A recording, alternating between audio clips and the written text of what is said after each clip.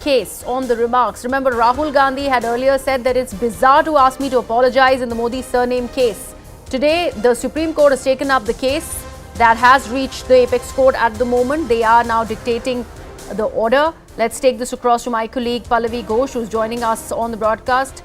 Pallavi, this is the last-ditch attempt for Rahul Gandhi. We will get to know whether or not that entire conviction stays in this case. It's a big day for him. What are you learning that's coming out of the court? In fact, we are waiting for the final order to come through, but my colleague Ananya Bhatnagar, who's very much inside the court, is awaiting, and he's giving us some information. And just to quote from what he has given, that... But up first, the story of how, after 130 plus days, Rahul Gandhi, at least the way now has been paved for him to return to Parliament.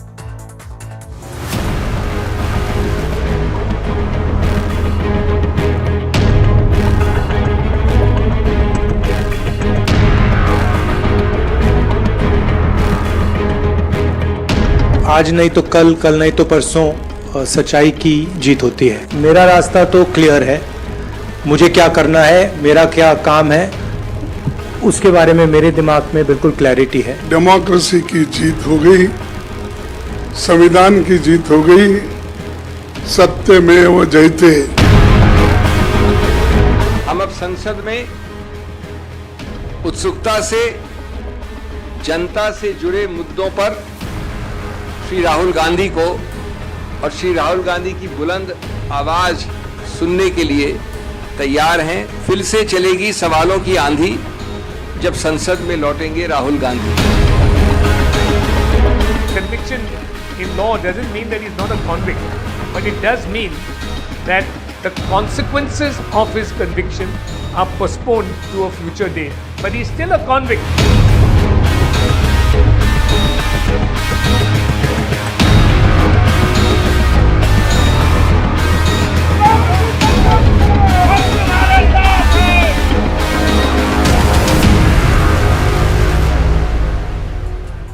All right, we'll be joined in a moment by Sanju Verma of the BJP. Supriya Srinath, national spokesperson of the Congress and head of the social media department, is joining us. Desh Deepak Verma is former Secretary General of the Rajya Sabha, and a little later on in the program we'll be joined by Dr. Abhishek Manu Singhvi, who is the arguing counsel for Mr. Rahul Gandhi in the Supreme Court on this matter, and also by Sachin Pilot, former Deputy Chief Minister of Rajasthan and considered to be one of the close aides of Rahul Gandhi. But let me start with you, Supriya Srinath. First things first, yes, after 130 plus days, Mr. Gandhi now has the stay on his conviction. This paves the way for his return as a member of Parliament. But we have not heard anything yet officially from the Speaker's office or from the Lok Sabha Secretariat.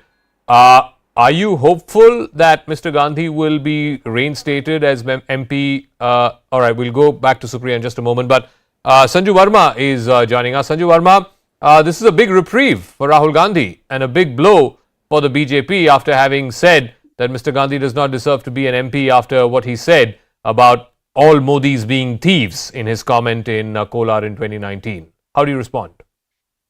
Zaka, first and foremost, let's be very clear that the Supreme Court has only imposed a stay pending final adjudication, point number one. Point number two, I have been on a couple of debates on this issue, and I'm, flummoxed and amused at the same time that nobody seems to be paying attention to one very pertinent point which the Supreme Court made while putting a stay on Rahul Gandhi's conviction, with Justice B.R. Gawai saying that his utterances, his as in Rahul Gandhi, his utterances are in very poor taste. People in public life should be mature and use their words very carefully and with discretion. And mind you, Zaka, this is exactly what a three-judge bench led by Justice Ranjan Gogoi had said in November 2019 when Rahul Gandhi alluded that the Chaukidar Chor Hai jibe was actually with reference to the Supreme Court giving a clean chit to the Modi government in terms of the Rafale deal. So look at the audacity of this disqualified MP, because as we speak, he still stands disqualified with no ifs or buts whatsoever. Look at the audacious nature and the brazen nature of this disqualified MP. He's a repeat offender. And I tell you why he's a repeat offender, because there are today at least 12 cases pending in various courts in the country, right from Mumbai and Thane to Bhiwandi to Ahmedabad to Guwahati to Ranchi. and they all pertain to defamation, because somewhere Rahul Gandhi says, RSS killed Mahatma Gandhi. On some occasion, he defames Veer Savarkar. On some other occasion, he calls Amit Shah a murder accused, despite Amit Shah being given a clean chit by both the Bombay High Court and the Supreme Court. Okay. And then, in some other cases, he says RSS killed Gauri Lankesh. So this is a man. Please, let me complete in 10 seconds. Rahul Gandhi is a man who completely fits into the textbook and dictionary definition of who a sociopath is, because a sociopath lies repeatedly, lies without remorse or regret, and lies without any plausible reason. Okay. I want to ask Rahul Gandhi, you have been actually admonished by the Supreme Court for not behaving with a sense of discretion. Why this halapnu and why this celebration? Let me go to Supriya Srinath. Supriya Srinath, 2 points. One, we have not heard anything from the Speaker's office. What is the Congress Party's plan of action if the Speaker's office does not act expeditiously after the stay on the conviction today? And two, the response to what the BJP spokesperson said, that the court also chided Mr. Gandhi and said that people in high public office should not be making unsavory comments. Please respond to both of those. I will. Thank you for having me on the show. It's a great evening to be here. It's a wonderful day. And I think once again it's been proven that the eternal principles of truth and justice and love will continue to prevail no matter what the government in office is going to do. That's point number one. Point number two, the meltdown that we are witnessing was expected. I think one should be gracious in accepting the Supreme Court's judgment, because the Supreme Court has shown a mirror to other courts of this country and has specifically pointed out the cases coming out of the Gujarat High Court and the orders, the lesser said the better, quote unquote. That's the Supreme Court of India, not me. The second point that I want to make here, and the point that I want to make here, is about speaking well in public life. I would believe that the court was actually talking to Mr. Narendra Modi, because he calls a married woman 15 crore ki girlfriend. He calls the widow of a martyr Congress ki vidwa. He calls, he says, please don't speak, please don't speak in between. Ma'am, one second, please. Ma'am, please, ma'am, wait. I humbly request you, Sanju Verma ji, I humbly request you, one at a time, please, one at a time. One at a time, please, I request you, one at a time. Sanju Verma ji, please, one at a time. Supriya, finish your point. You should let the power of your argument shine through. I know your meltdown is going to happen. The meltdown is happening for many in your party. Please don't let the meltdown be shown. You know, Zaka, you can do the show. It's okay. You don't need me to be here. No, one second. Sanju Verma ji, I'm requesting again. Please speak when it's your turn. Speak when you're asked a question. Please do not interrupt. Please, that's not how I do my debates. I kindly request again for the third time on the show. Otherwise, I will be forced to pull down your fader. Let Supriya respond. I'll come back to you and give you adequate time to respond to her. But Supriya now, yeah. I think she's interrupted me twice. It is time you put her fader down. I request you as a guest on your show, because this is not a show where I'm going to sit here and be demeaned. So, you know, Zaka, it's okay. You can do the show without me. It's absolutely all right. No, Supriya, one second. Zaka, you can do the show. One second. Go ahead. Sanju Verma ji, this is the third time I'm requesting. Let Supriya make her point. I will come back to you and give you adequate time to respond. Supriya, on screen, please. Thank you. I understand the meltdown. I understand your foul and filthy language. I understand why one of your colleagues has to get up in Lok Sabha and threaten another MP that ED aapke ghar pahunch jayegi. I understand all of that. But India is not going to tolerate this. India is not going to tolerate injustice. India will not tolerate a flawed order, because the Supreme Court is pointing it out. And no less than the Supreme Court is saying the lesser said about the Gujarat High Court order, the better it is. So don't get me started on that. It's a good day for us. We want to celebrate. We want to say that yes, Rahul Gandhi is not just exonerated. The principles on which we are fighting stand vindicated today. On the big question that you made about people in public life, I think the court is trying to show a mirror to Mr. Modi. 50 crore ki girlfriend, Congress ki vidwa, Jersey guy. These are things that the Prime Minister has said. I think they are trying to show a mirror to the Prime Minister. It's time the Prime Minister looks into the mirror and learns a few things and doesn't heckle women chief ministers with Didi, oh Didi, and things like that. That's the first thing I would want to say. On your question about what will our stand be as far as the Lok Sabha Secretariat is concerned, the Lok Sabha Secretariat did not waste any time, and the alacrity with which they disqualified Rahul Gandhi, they need to act with the same alacrity, the same swiftness, the same urgency to restore his membership. Because people of Wayanad deserve their MP to be heard. The Congress party would want Rahul Gandhi to be heard. The people of this country, India, will want Rahul Gandhi to be heard. Okay. Denying him the opportunity to do so on issues of national importance reflects Alright, both on the government okay. and also Sanju on the Verma, Lok Sabha Sanju Verma, Secretariat. please respond. After which, I need to go to You can Desh keep Deepak Verma. barking. Sanju Verma, there are members in the BJP also can who've keep used barking for all I unsavory, care. who've She will used, have a meltdown. unsavory language in public life. Now, Zaka, you took her on screen alone. Now, I want the same courtesy extended to me. I want to say this. You know, when this Congress spokesperson, Supriya Shrinate, talks about ethics, talks about politeness, talks about conduct, talks about probity in public life, it's like the pot calling the kettle, it's like the pot calling the kettle black. I remember this woman abused my colleague Sambit Patra, telling him that he's a Gandhi Nali ka Keeda. And that is why on social media, Supriya Shrinate is famous as Gali Wali Madam. Gandhi Nali ka Keeda किसने You are कहा? fine with this, Zaka?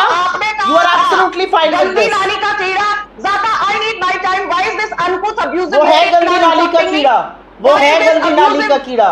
No, one second. Both of you, can I please request, let's stick to the issue that we are debating today, which is the stay on the conviction of Mr. Rahul Gandhi. And I also request you, please, not to have any personal attacks. Yeah, Sanju Verma, go So let me ahead. finish. Yeah. Thank you. Because you gave her a free run. Yeah. No personal attacks and stick to the issue of the day, please. Thank you. I'm sticking to the issue, but if she says that Sambit Patra deserves to be called a Gandhi Nali ka Keeda, I will just say Supriya Shrinate is Gali Wali Madam for a good reason, and nobody can take away that mantle from her. Now coming to your key point, Zaka, the Supreme Court has said pending final adjudication. It is a stay on the Gujarat High Court verdict. The Supreme Court has not given a clean chit to Rahul Gandhi, point number one. Point number two, Zaka, let's be very clear that even a sitting chief minister like J. Jayalalitha, when she was convicted, she was disqualified. You know, the sitting MP from Saran in Bihar, Lalu Prasad Yadav was disqualified in September 2013. You know, Kuldeep Sengar was disqualified, and rightfully so. We had somebody like Vikram Saini who was convicted of the Muzaffarnagar riots, and he's from the BJP. He was disqualified. We never said sab changasi. I fail to understand the compulsion of an electorally debilitated and electorally vanquished party like the Congress to say Rahul Gandhi, हमारा शेर वापस आ गया. आपके शेर को तो स्मृति ईरानी ने अमेठी से भगाकर, हराकर वापस भेज दिया था Wayanad. On what grounds are you saying that Rahul Gandhi coming back is everything kosher for the Congress party? Don't forget, Zaka, that this is the same Rahul Gandhi whose party got just one seat from the Lok Sabha in Uttar Pradesh 2019. And for all those anchors who say that the road to Delhi is via Lucknow, if indeed that is true, then Rahul Gandhi can have umpteen launches and relaunches. Despite the fact that he's a bad product, we are not even going there. The Congress is not going to win, nor will its I.N. alliance win 2024. Okay. Let the people of India decide that. But Supriya Shrinate, quick response. I also need to go to Desh Deepak Verma. He's been waiting very, very patiently for the last 10 minutes or so. So Supriya Shrinate, please respond. No, I'm not going to respond because here is somebody who sounds flustered, who's into name calling, who wants to fight other people's battles. Let them be man enough. Let them fight their own battle. Why do you have to come in? You sound like a moron who's flustered. Don't make yourself such a laughing joke before this country. I will only say one thing. Zaka. Okay. One second, please. Now, again, please, I humbly request both of you, no personal attacks, and please let's stick to the issue of the day. Yeah, Supriya Shrinate. Kali Wali Madam, Ma'am, please, ma'am. Yeah, Supriya. If her fader doesn't go down, I'm not talking. I can leave if you ask me to. I'm not going No, to speak please if her go fader doesn't ahead. go down. Please go ahead. Please go ahead. Please go ahead. Please, Sanju Verma ji, please. Thank you. Yeah, Supriya. You can continue with the show. No, I'm not going to speak. Put her fader down and then I will talk. Yeah, you're on screen now. I will not You're on speak screen now, because you Supriya. can't stop her. Supriya, please Because go you can't ahead. You're on stop her. screen now. Please talk. You are an anchor. Please go ahead. You're you on are screen. an anchor. I expect You're you on to screen be fair. now. Please go ahead. I Make your expect you point. to be fair. I expect you to speak when she indulges in name calling. I have she said is a moron who's having a repeatedly. meltdown on national I have said television. repeatedly Now no let me personal finish. name No, calling it's not about you and the repeatedly. issue of the day. Go ahead. Yeah. No. It's not as if she's listening to you. Go it's ahead. not as if she's listening to you. So don't Go take ahead. that high Yes. moral ground Go there. ahead.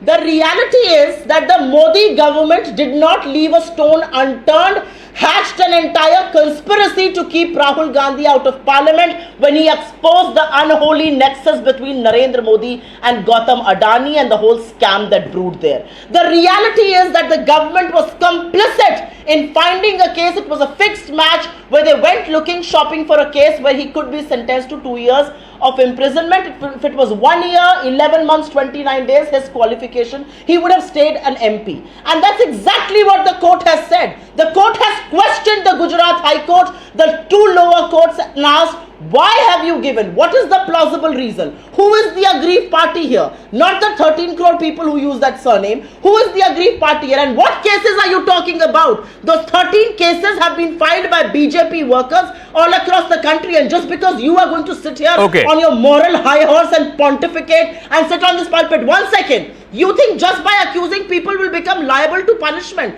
The reality is you are a government that's running helter-skelter. The Prime Minister of this country does not have the moral authority to speak on Manipur 78 days after the violence. When he opens his mouth, he indulges in whataboutery, and for 36 seconds he mentions Manipur. The woman you just named, Smriti Irani, can have a meltdown in parliament for all I care, but she kept absolutely mum when when people who perpetrate crimes against these women are patronized by her government. So don't you dare talk about my leader in the way you do. And don't you dare politicize anything that's related to women. Let me go to Deshdeepak Verma, please. Let me go to Deshdeepak Verma. Once again, Deshdeepak Verma, please. Only Deshdeepak Verma on the screen.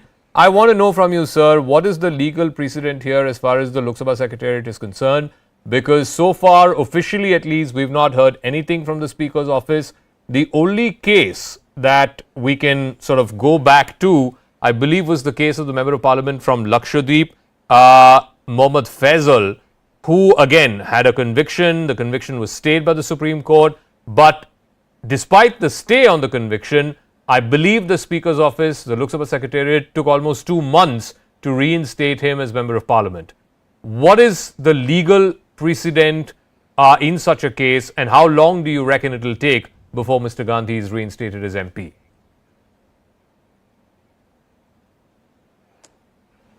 Yeah, thank you, Mr. Jacob.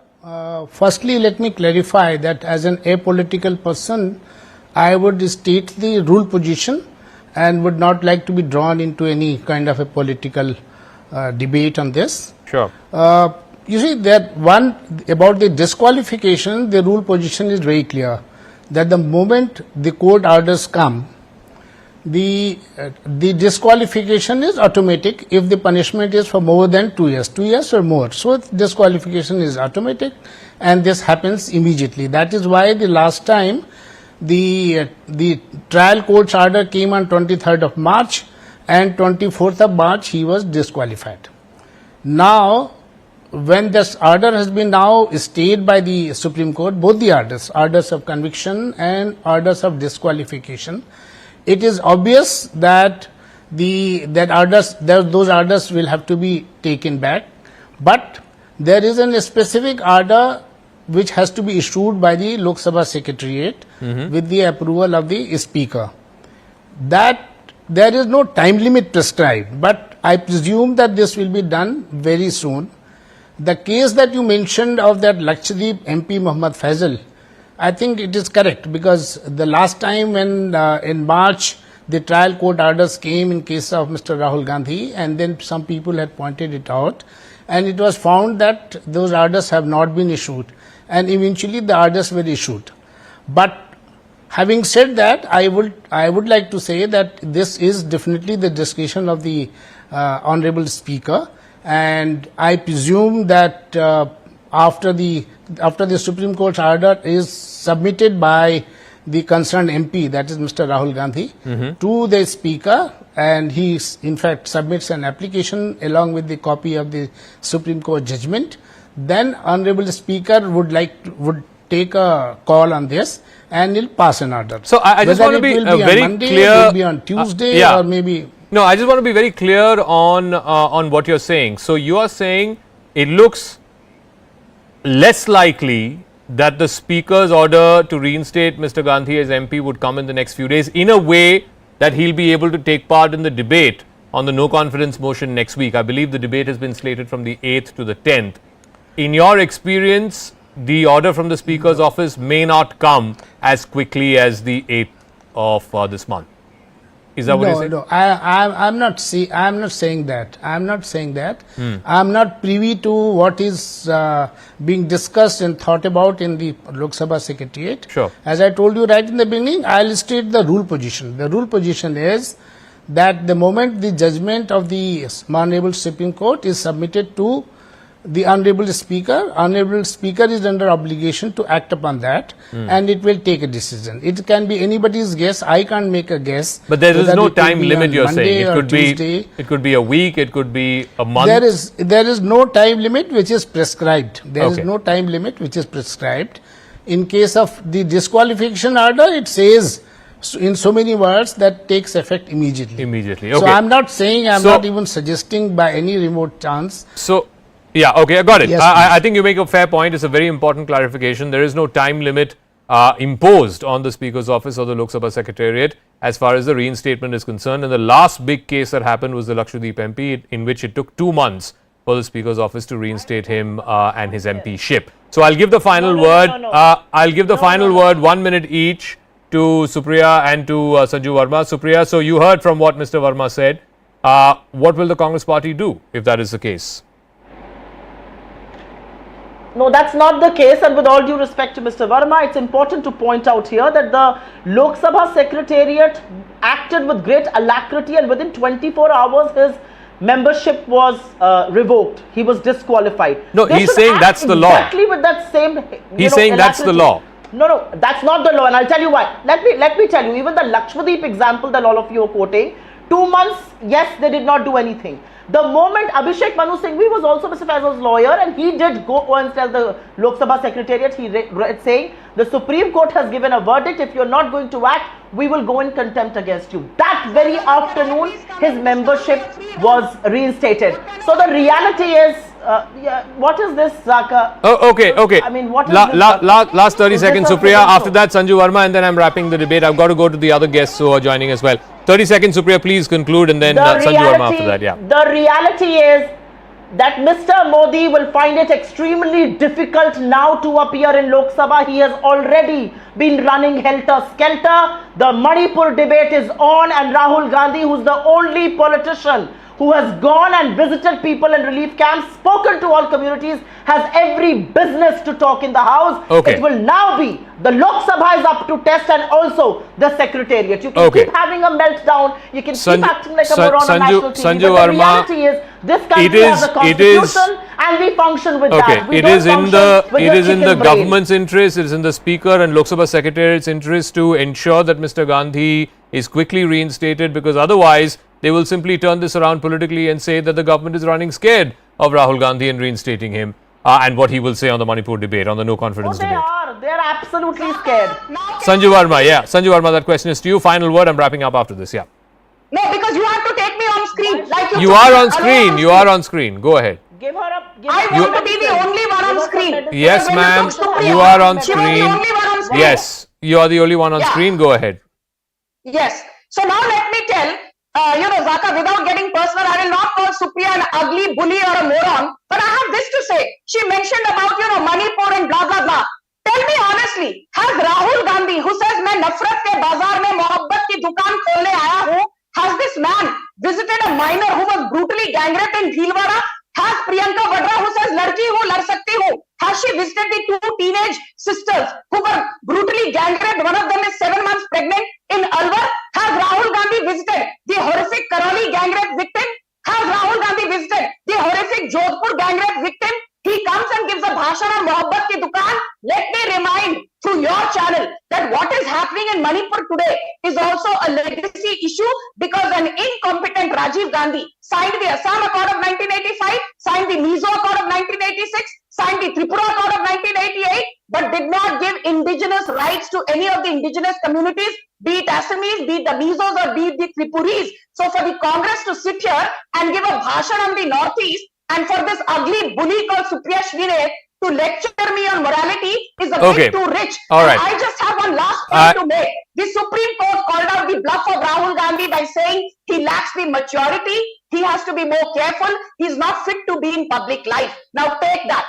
All right, I'll leave it at that. Thank you very much, Sanju Verma, Supriya Srinath, and Deep Verma for joining us. If you think somebody is going to say Manipur is not an issue of our times, you will let them get away with it. I got to wrap up. I'm completely out of time. I have other guests as well. Thank you very much. I've got to go to Sachin Pilot now, former Union Minister, former Deputy Chief Minister of Rajasthan, also a very close aide of Mr. Rahul Gandhi. Sachin Pilot, thank you very much for speaking with us here on Brass Tacks. Your first reaction to the Supreme Court's decision to stay the conviction as well as the order of conviction of Mr. Rahul Gandhi in this defamation case. It also said and in fact criticized the lower court for awarding Mr. Gandhi the maximum sentence of 2 years while convicting him in this defamation case. Your response to that? I think it's a historical judgment in the sense that no other criminal defamation case has attracted a full punishment of 2 years and subsequent, loss of membership of the House. So the court, I think, rightly has said that there was no justification as to why this was imposed on Mr. Gandhi. So we all welcome the Supreme Court's verdict of staying the conviction. The welcome step. It's, I think, the Supreme Court has stood tall and given a verdict that all of us were expecting. And this justice that we have gotten now was expected in the lower courts and High Court. Unfortunately, that was not to happen. But as it stands, I think we welcome this step by the Supreme Court. Okay. And I think the fact that in a democracy, people must raise their voice. And no matter who you are and in what position you hold, law is same for everyone. This has been proved beyond doubt by the Supreme Court's verdict today. So now, Sachin, the ball seems to be in the Speaker's court. And incidentally, he also hails from the same state as you do. We have not heard anything officially from the Speaker's office or from the Lok Sabha Secretariat. Do you believe, and for what reasons do you believe, that the Speaker is bound to reinstate Mr. Gandhi as MP as quickly as possible? Because, like I've been pointing out in the debate as well, the precedent, at least in the Lakshadweep MP's case, happens to be that he sat for 2 months before deciding on the case. So what if that happens? What if the Speaker decides to sit on this case? That would be most unfortunate. But I don't think, because the Speaker also is a constitutional position, Speaker of the Lok Sabha. And I suspect he also has to abide by the rules, regulations and laws. And the highest court of the land, Supreme Court, once they have passed a judgment, I see no reason why the Honorable Speaker of the House will not act just as hastily as he did in disqualifying Mr. Rahul Gandhi from the House in reinstating his membership. Because remember, the court also says that the people of Wayanad, the people of Kerala, the constituency that Mr. Gandhi represents, cannot be deprived of having a representative. It's the people's rights also that were disenfranchised. So I think the Speaker will act in earnest. I think an Honorable Speaker should act as soon as possible. I would urge him to do that. And are you hopeful that the Speaker acts in a way as quickly as possible so that Mr. Gandhi can be reinstated as MP before the debate on the no confidence motion begins, so that it gives him a chance to speak in Parliament?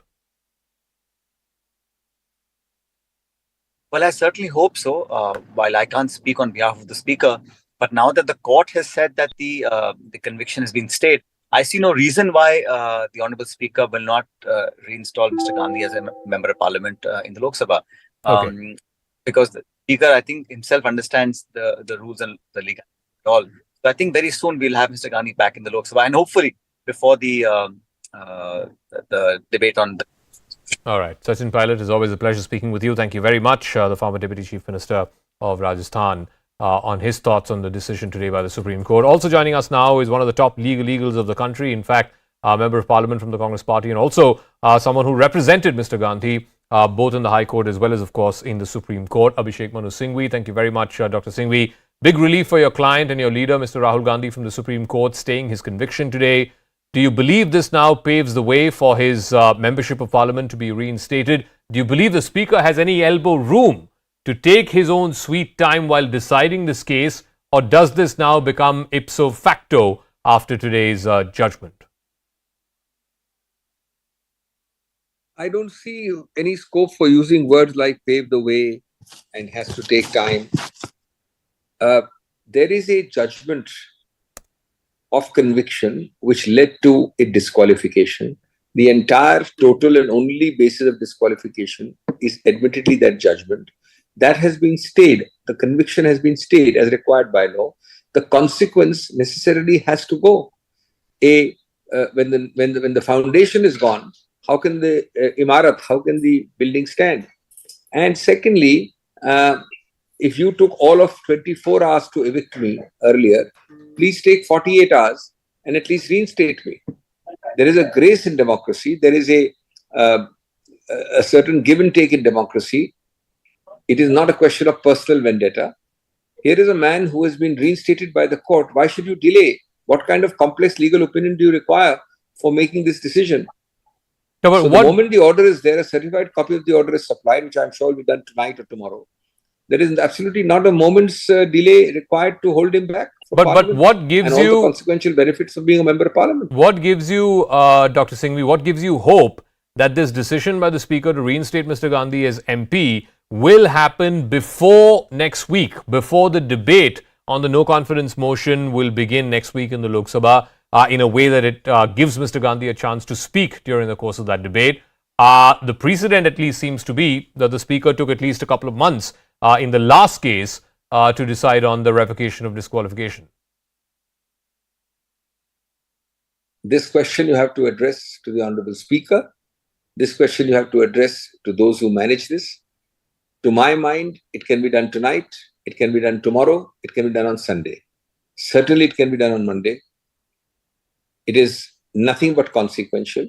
Whether you will do it, whether you are more actuated by politics than by principle, whether you are more actuated by malafides than by reason, that is something which I can't answer. But I see no reason to withhold this for any time at all. And finally, today the court also sort of in its judgment chided Mr. Gandhi, saying that people in high public offices should not be using such unsavory language. So I want your comments on that. It also criticized the lower court for giving the maximum sentence possible in a defamation case, that of 2 years. Both of those issues, your comments on that, and then I'll wrap up after that. Well, as far as the second is concerned, let me comment on that first. The court actually heard me on 12 or 14 odd points, which I itemized. One of them was the fact that had the sentence been 1 year, 11 months, 29 days, had the sentence been 1.5 years, had the sentence been a moment less than 2 years, there'd be no disqualification. Now, when you straight away impose the maximum, repeat, maximum sentence in a defamation case, which is 2 years, and by the way, we know of hardly any case where a maximum sentence has been imposed in defamation. Yeah. I don't think there's even one. But assume you do it. The sentencing, which is distinct from the conviction, requires you to hear separately on that, and more importantly, to give reasons. Why should I jump to punish you with the maximum sentence for really a first-time conviction? There could be possibly, yes, reasons for it, but you have to give those reasons, to spell them out. Especially when that sentence leads to an 8-year disqualification, possibly. That has not been done anyway by the court, and that is what the court commented upon. As far as the other question is concerned, let me tell you that it all depends on your nazariya, on the way you look at the glass, half full, 1/4 full, 9/10, empty, whatever. Now, it is possible, as I said, that when I see an elephant, I see the whole elephant, I see his entire body, I see his trunk, I see the tail also. I don't necessarily focus on the last hair of that tail. Same with a horse. it is possible that you see only the tail, and that to the hair on the tail only. Well, the main matter today was the elephant, the horse, the body, including the tail. We have won that completely. All right, Dr. Singhvi, we'll leave it at that. Many congratulations for the reprieve that your client has managed and for your arguments in court, which the Supreme Court has bought, and thereby it's given relief to your leader. All right, we're going to take a quick break here on Brass Tacks. When we come back, an exclusive conversation with senior journalist Neerja Chaudhary on her latest book, How Prime Ministers Decide. It's an in-depth look at Prime Ministers from Indira Gandhi to Manmohan Singh and the decisions they took, the consequences it had, and how those decisions shaped the course of the India story.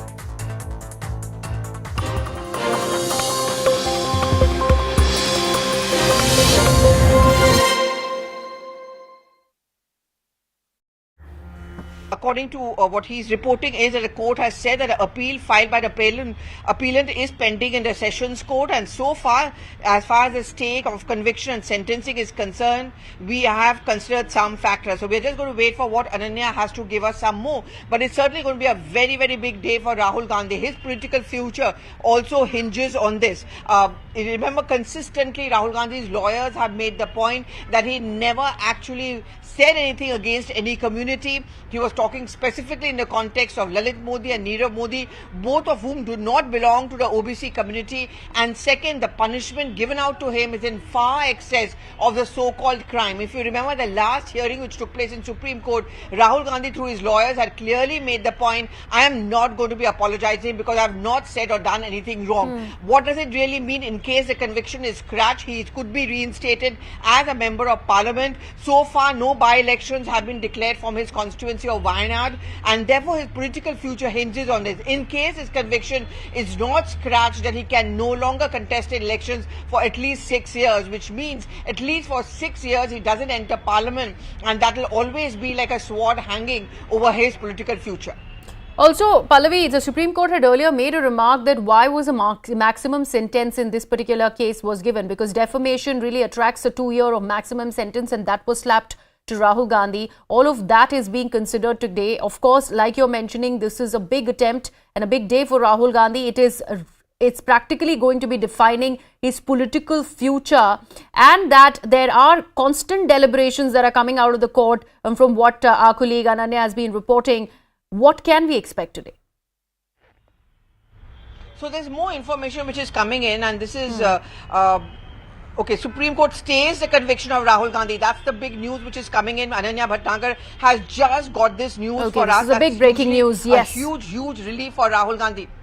All right, so we will just put this out for our viewers. Supreme Court has stayed the conviction of Rahul Gandhi. It's a big relief for Rahul Gandhi in the Modi surname defamation case is concerned. What has happened is the Supreme Court has decided to stay the conviction of Rahul Gandhi. So that disqualification from the parliament also now can be taken away, and there you have it. The maximum sentence was given by a Surat court, which is now being stayed by the apex court of the country. Supreme Court there staying the conviction of Rahul Gandhi. Big relief for the Congress leader. Remember, this afternoon is when the Supreme Court had started hearing the Rahul Gandhi case, where it was challenging the Gujarat High Court's verdict that declined to put a hold on his conviction in the defamation case over the Modi surname remark.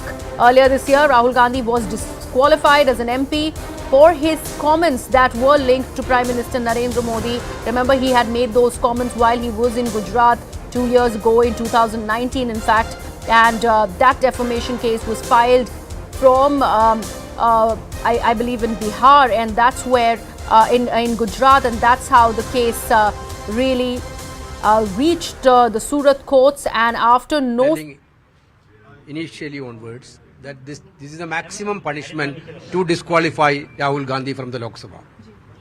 Entire episode was started when Rahul Gandhi speak about Adani-Modi relations in the parliament.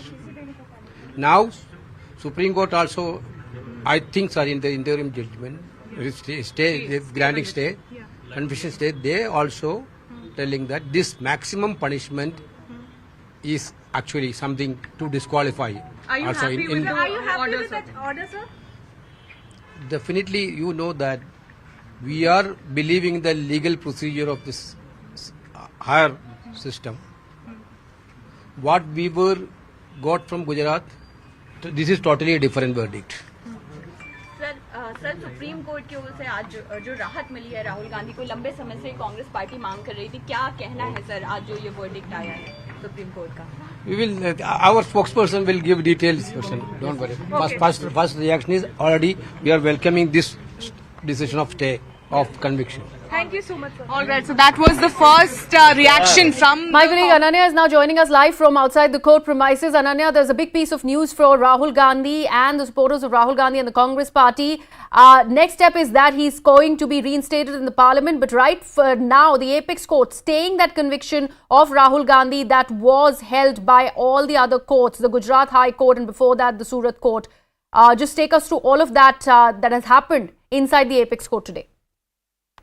Well, definitely the Supreme Court had heard this matter for a long time today, and in fact for almost half the pre-lunch session. And very, very clearly now Rahul Gandhi has been granted that particular relief that he had been waiting for since court to court. This was his third appeal, if you remember.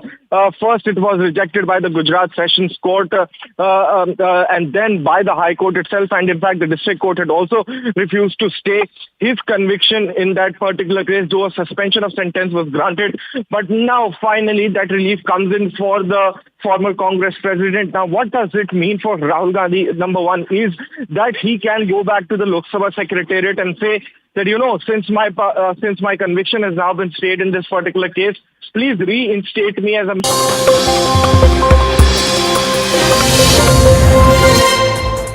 So there's been a lot of books and research, even, you know, movies that have been done in the United States about how US presidents make decisions, the Oval Office, and how critical decisions are made. But there is very little, whether it is in journalistic work or in popular culture, as to how Indian prime ministers make decisions, the tough calls, the country going nuclear, winning wars. How are these decisions thought through? Who are the closest advisors to prime ministers to make these critical decisions which could make or mar the fortunes of the nation? Joining me now is veteran journalist Neerja Chaudhary, who's written a fascinating book called How Prime Ministers Decide. You have gone back 6 prime ministers, 6 PMOs, and sort of elucidated how very, very difficult decisions were decided upon, confronted, deliberated, and then, of course, the conclusions reach. I want to start off by asking you the first, and I think the most obvious question anybody who reads the book is going to ask you is, how come you haven't written about the current PMO and the current era that's running in politics in this country? Because Mr. Modi's made some pretty significant decisions in the last 9 years. Absolutely. So what was the reasoning behind that? You know, I deliberated on it. I started work on it. I even wrote a draft. Okay. Very kacha draft. And then decided against it for a variety of reasons. One, it's a work in progress. Yeah. 2, I would not have the hindsight, you know, the benefit of hindsight to be able to assess a prime minister, which I have with the other prime ministers. Very important, I realized quickly that those around the prime minister would not talk to me freely. Very few would talk to me freely. And that happens with every incumbent prime minister. Sure. Those who've talked to me have done so after the prime minister demitted office. Yes. So that would be a sort of a drawback. And and Mr. Modi really looms large in the public consciousness. Sure. And he's done almost 9+ years. And he's brought about a paradigm shift in Indian politics. And a friend of mine gave me, you know, one simple word, which, you know, I just took stock then. She said that, "Ye chapter tumhara halka pad jayega," and it will not do justice.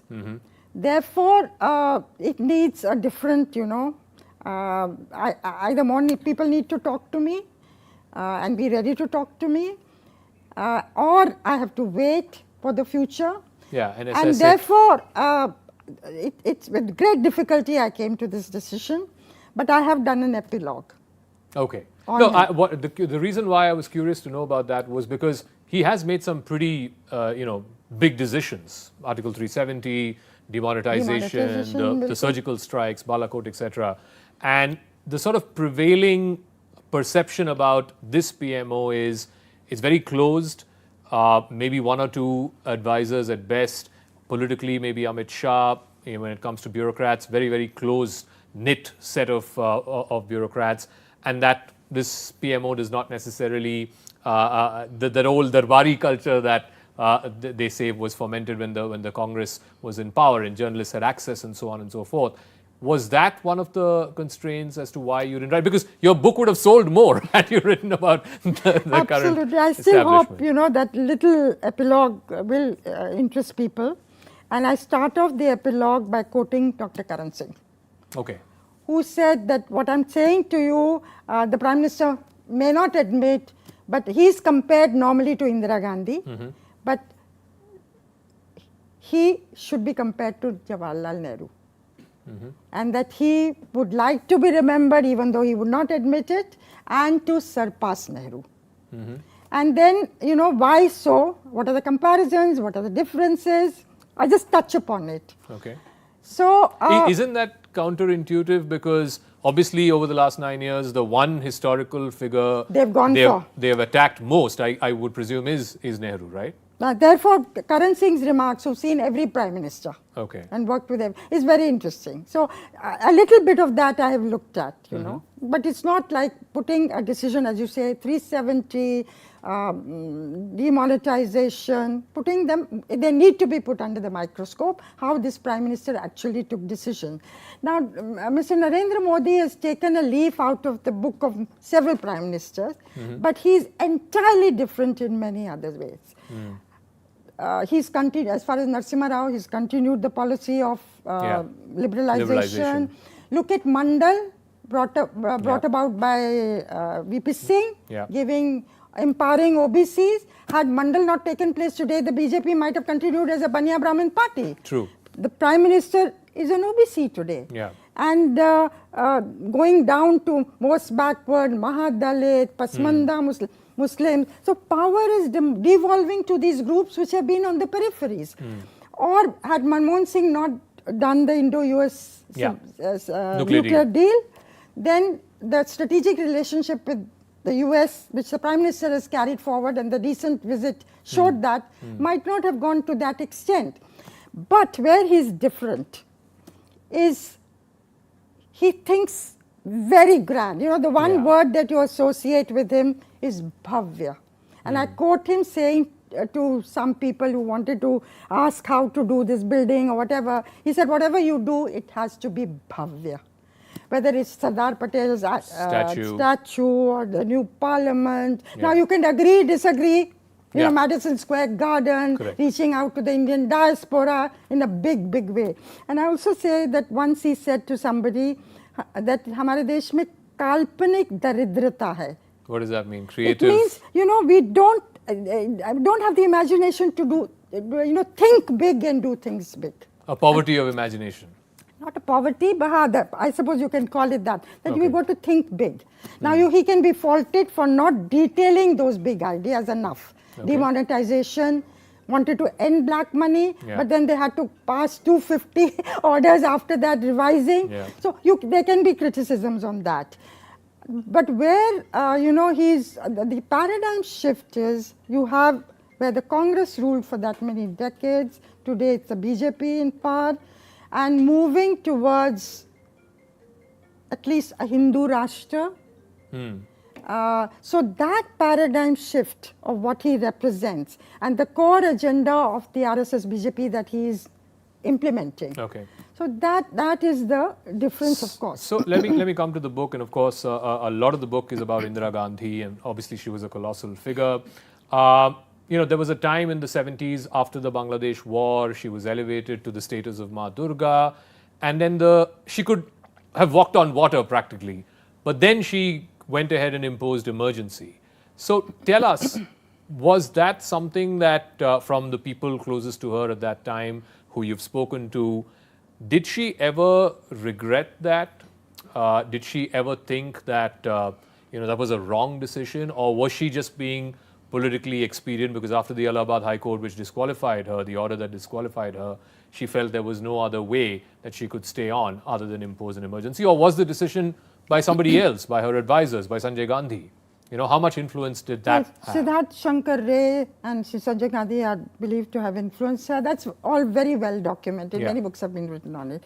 What continues to tantalize people even today is why she went in for elections in 1977. She need not have. There were no sanctions from different countries. Economy was doing reasonably well. She had a grip over the situation. So why did she opt for election?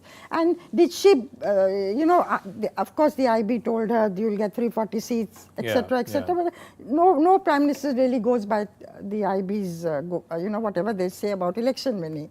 So that question I have looked at. It is, and I think there are various reasons given for why she went in for it. And more than that, and I think it was to legitimize Sanjay Gandhi's the succession, or as her successor, legitimized by an election. Okay. But what I've looked at is how she comes back to power within 33 months. 1977, she's routed all over North India. In 80, she gets more Lok Sabha seats than even after the Bangladesh war. How does this happen? The story of Sam Dam Dandabhed. And Sanjay Gandhi was her chief advisor in all this, who worked with her. So that I found a very fascinating story, which I've tried to document. So then I want to come to her successor, her son, Rajiv Gandhi. Again, he had immense goodwill when he came in. He had this progressive sort of image about him, the man who introduced computers in India's public consciousness, so on and so forth. And the same Rajiv Gandhi goes and tries to overturn the Shah Bano verdict. Again, what I'm trying to understand is, how does that fit in? Just like in Mrs. Gandhi's case, how does that same thing fit in for Rajiv Gandhi? Again, did he feel a sense of regret or remorse, that decision should not have been done? I don't know the answer. The Shah Bano, how he dealt, you're right. He came, he burst on the Indian scene. He was seen as a fresh, he brought a whiff of fresh air to Indian politics and set about, doing new things. Punjab Accord, Assam Accord, Mizoram Accord, problems that had dogged the steps of his mother. Anti-defection law, lowering the voting age to 18, and technology missions that he set up. So he was futuristic, wanted to take India into the 21st century, but what bogged down his premiership was what the response to the Shah Bano. Of course, there was Bofors that came later. But Shah Bano and his response to undo, it was to give maintenance to a old Muslim woman, and the maintenance given by the lower court was 25 rupiah. And of course, then became 179 rupees. But that apart, the Muslim community was up in arms. And to placate them, he brought in the Muslim Women Bill to undo the Shah Bano judgment. And then the Hindus were up in arms, so to placate them, he opened the law. He got the locks at the Ram Janmabhoomi and Babri Masjid disputed structure open for Hindus to offer worship directly. Earlier there was a grill. And he got the support of neither. He fell between two stools, and from 414 seats he came down to 197. So politically naive, and somebody sincere, well-meaning, but did not understand the hold of caste and community on the Indian psyche. So I would say that was Rajiv Gandhi. So the next era, and I think it's a continuum because it's all interlinked. There was Narasimha Rao in 91, the big financial crisis, India's decision to liberalize, Manmohan Singh as finance minister. Then you come to the late 90s where Vajpayee is prime minister, the decision to go nuclear, again a very, very big decision. And then of course it continued in the Manmohan Singh era where you had this Indo-US nuclear deal and India really sort of coming off on its own in the world stage, as it were. How do you see those, 20 years? 25 years of coalition politics. Yeah, 25 years. How did prime ministers navigate that?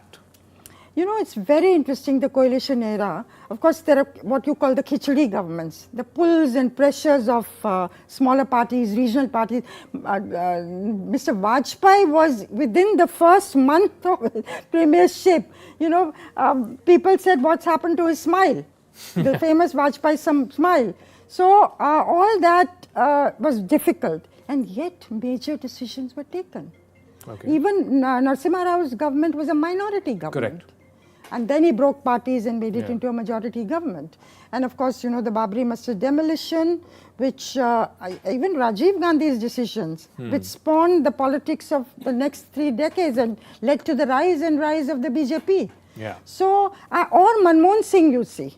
Manmohan Singh, who was considered a very weak prime minister, Sonia Gandhi was half prime minister, looking after the political side, he was supposed to look after the administrative side. But on Indo-US nuclear deal, you saw a killer instinct in Dr. Manmohan Singh. He saw it through. Wahan bhi saam dam dand bhed. You know, he broke the wind away the Samajwadi Party, got the support of Amar Singh, others, you know, in Delhi, Washington. Left withdrew its support to his government, but he still managed a majority, and this was really masterminded by Dr. Manmohan Singh.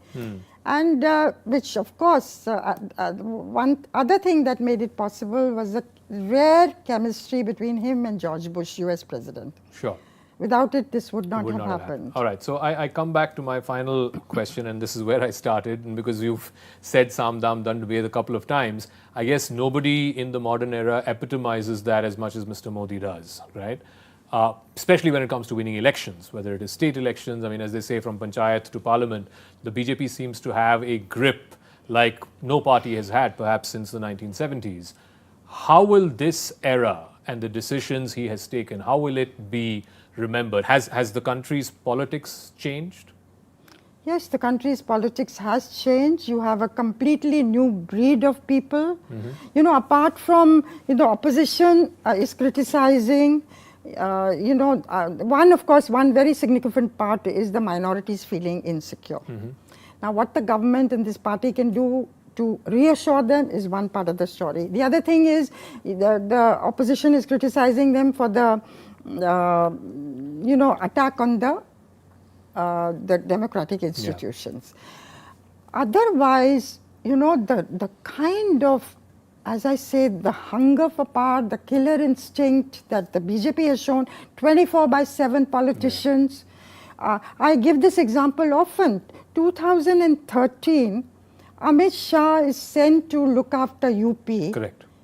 In July, BJP has 10 Lok Sabha seats. Yeah. In 11 months, the BJP has 71 Lok Sabha seats. Yeah.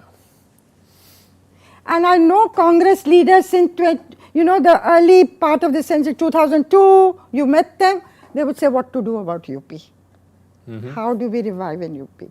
And that is still what they're saying, how to revive in UP. Yeah. So this, and to build a machinery that's the largest in the world, an election machinery, as I say, you can fault them on many, many things, and one criticizes them. But you've got to give it to them the hard work, and you know, the single-minded pursuit that they have shown about power, about elections, about using technology, the latest things available, you know, in communication skills, the new media. Yeah. So that there you have to give it to them. All right, Neerja Chaudhary, as always, fascinating speaking with you. Thank you very much, and good luck on this new book. Thank you.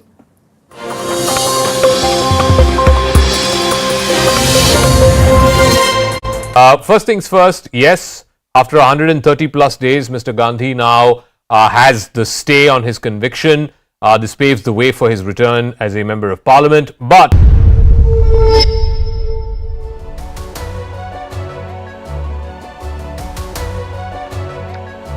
Hello, Namaskar. This is First Post and you're watching Vantage with me, Palki Sharma.